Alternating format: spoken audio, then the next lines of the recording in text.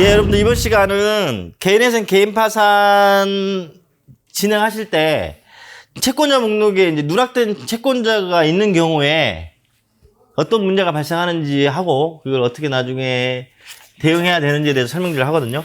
이제 예전에 제가 이제 30대 후반에 이제 개인 사업자분이 예전에 개인 파산을 신청해서 면책까지 받으셨어요.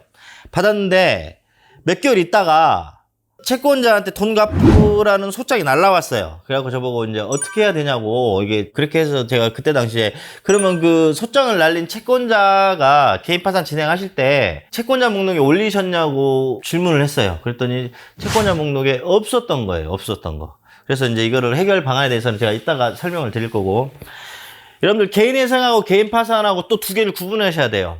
이제 채권자 목록에 채권자 누락된 경우, 첫 번째 개인 회생은 여러분들 채권자 목록에 누락되면 나중에 변제금을 다 납입하고 면책 신청서를 제출해서 면책 결정을 받더라도 그 면책의 효력은 누락된 채권자한테 미치지 않아요. 그러니까 채권자 목록에 올리지 않은 채권자가 개인 회생을 다 변제금을 납입하고 면책 신청을 제출해서 면책 결정을 받는다 한들 채권자 목록에 올라가 있지 않는 사람이 돈을 갚으라고 소를 제기하거나 법적 절차를 밟으면 그 사람 돈을 갚아야 됩니다. 그러니까 개인 회생할 때는 채권자 목록이 굉장히 중요해요. 그래서 여러분들 이 채권자 목록에는 개인 회생 절차는 신청서 접수하고 개시 결정이 나고 인가 결정이 나고 변제금을 납입하고 그 다음에 면책 결정을 받고 이렇게 이제 절차가 마무리되는데, 채권자 목록을 수정할 수 있는 기간은 인가 결정까지예요. 인가 결정까지.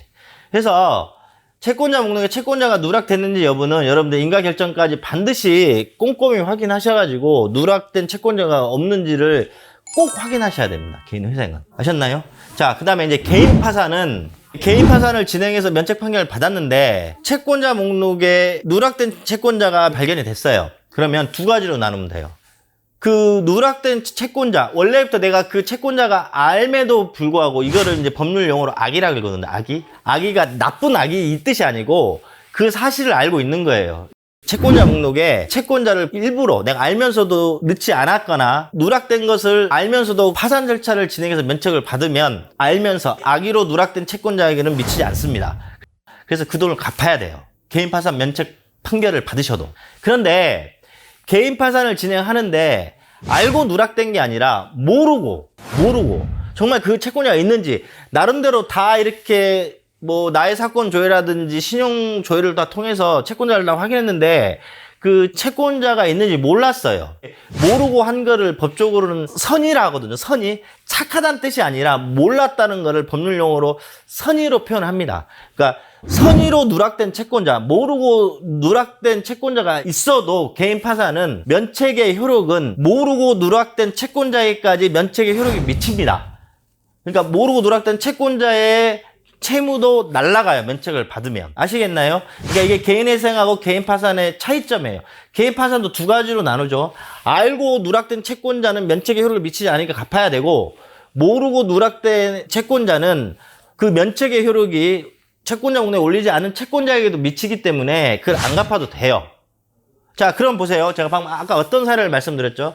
30대 후반의 남자분이 모르고 채권자 목록에 올렸던 거예요. 그건 모를 수밖에 없었던 게 그 채권자는 개인 간 채권이었어요. 그러니 신용조회를 하든 사건 기록을 하든 안 떴던 거죠. 개인 파산 면책을 신청했던 게 하고 진짜 몰랐어요, 그분이.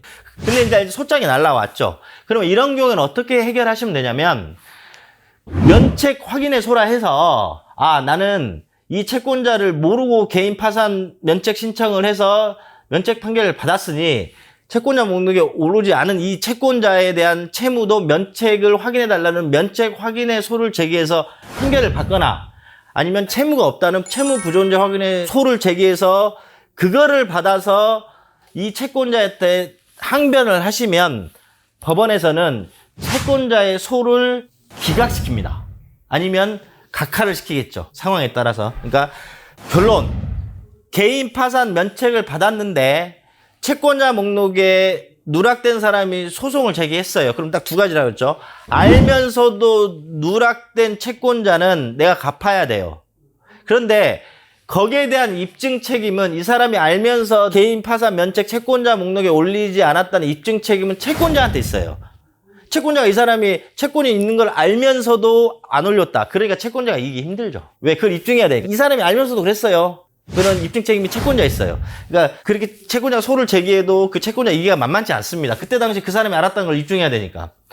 그다음에 두 번째, 정말 있는지 모르고 면책을 받으면 면책 확인의 소나 채무 부존재 소를 제기해서 채무가 없음을 확인시킨 다음에 채권자의 소장을 항변을 하시면 그 누락된 채권자의 채무를 변제하지 않고도 이 사건은 정리될 수 있으니까요. 항상 그런 일이 있으면 전문가를 찾아가셔서 상담하시고 법적 절차를 준비하시면 괜찮습니다.